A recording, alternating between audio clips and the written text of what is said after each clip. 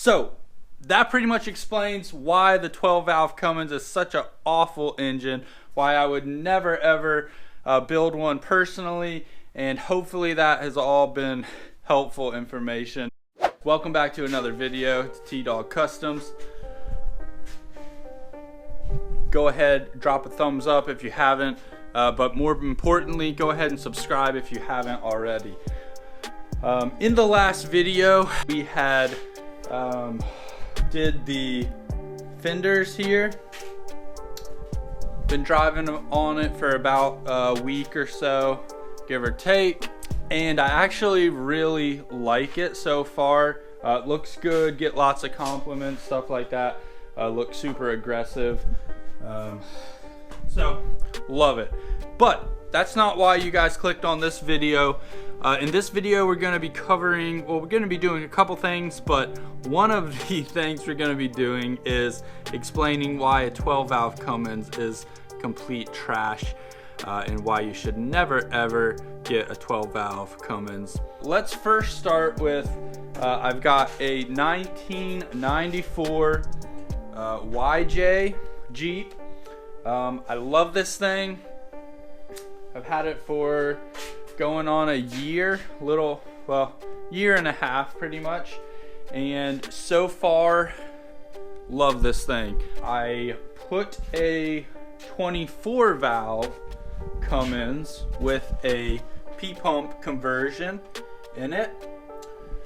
I've got the whole build on a playlist on the channel, so if you're really interested in that side of things, what all I had to do to make this fit, you can go to the playlist and you'll see all the videos.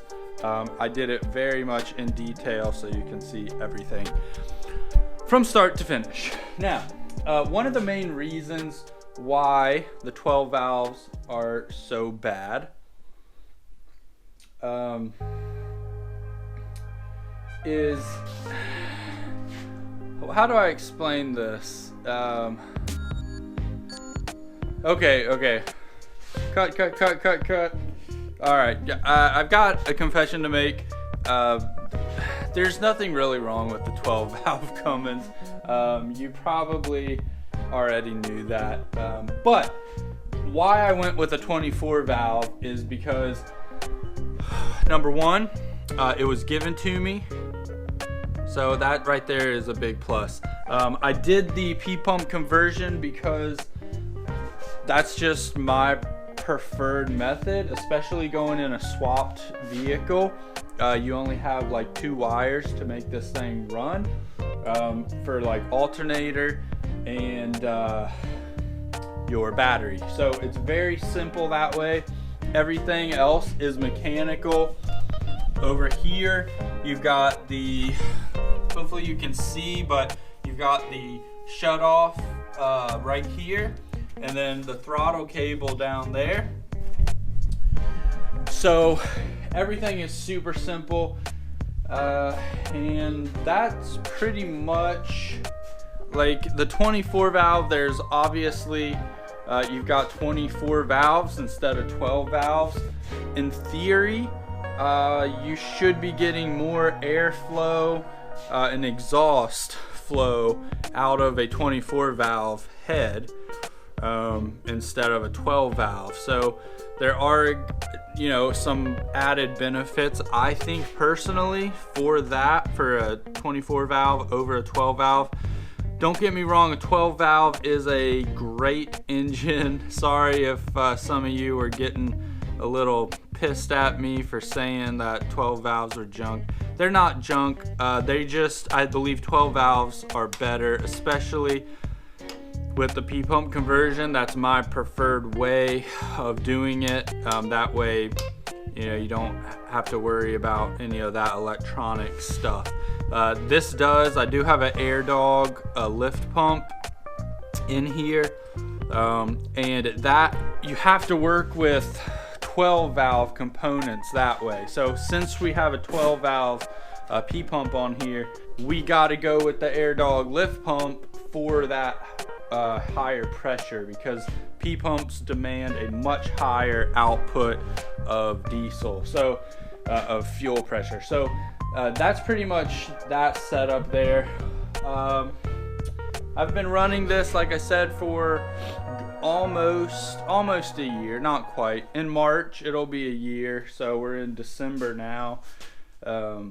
So yeah, little shy of a year, but the point is it's run great. I ran it all summer, only had one overheating instance, and that was because my electric fan quit working. So but other than that, everything ran perfectly fine.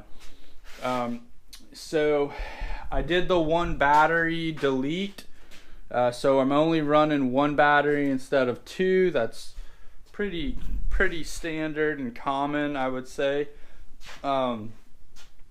Let's see, it's got you can see right here, head studs. So it is head studded. I went ahead and flipped the exhaust manifold so the turbo sits up higher. Eventually, probably either this coming year, like 2023, I probably will stick a compound setup and have a bigger turbo over in this area here. And hopefully I can make everything fit and do that as well. But we've got that. We've still, this winter, shortly here, this is going to be getting repainted. The hard top is going to get repainted. The roll cage inside is all getting powder coated this color, which is Jamaican teal. You can see that. So the whole roll cage is going Jamaican teal. The outside is getting Nardo gray. And so with the Nardo gray, I think everything is gonna just kind of tie together really nicely. And hopefully also we're going to be putting an intercooler on here as well.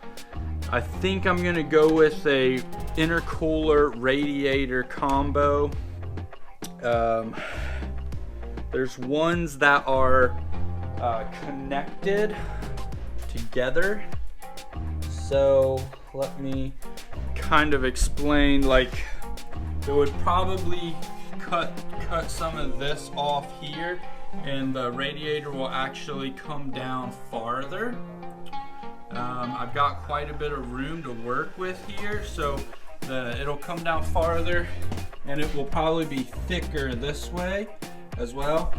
So it'll be a radiator, and then also down at the bottom, I think it will be a intercooler, and we'll run the piping through here, and then it'll come out, up, and over into the intake. That is the plan, is to get this thing intercooled this coming year. But everything else, axle swaps, it's getting 1-ton axles for sure. So I'm just kind of waiting on time to be able to do everything. This right here, I didn't do this, but when I bought the Jeep, it had apparently got some damage, so it's gonna need a new windshield, the whole thing, but that's pretty easy, just unbolts and pops right on. So yeah, that is pretty much the rundown on this Jeep.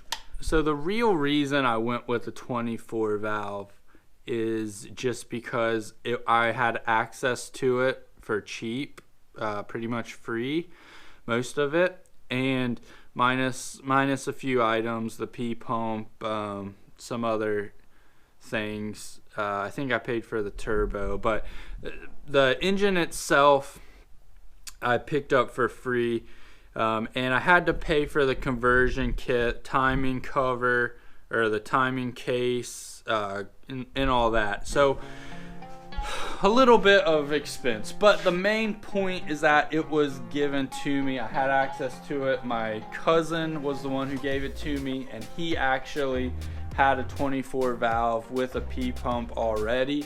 so I was very familiar with it. He loved it, and that's pretty much it. Now, when it comes to like lift pumps, the 12 valves are nice, at least because the camshaft actually has a lobe for a lift pump, a manual lift pump that goes down back in here.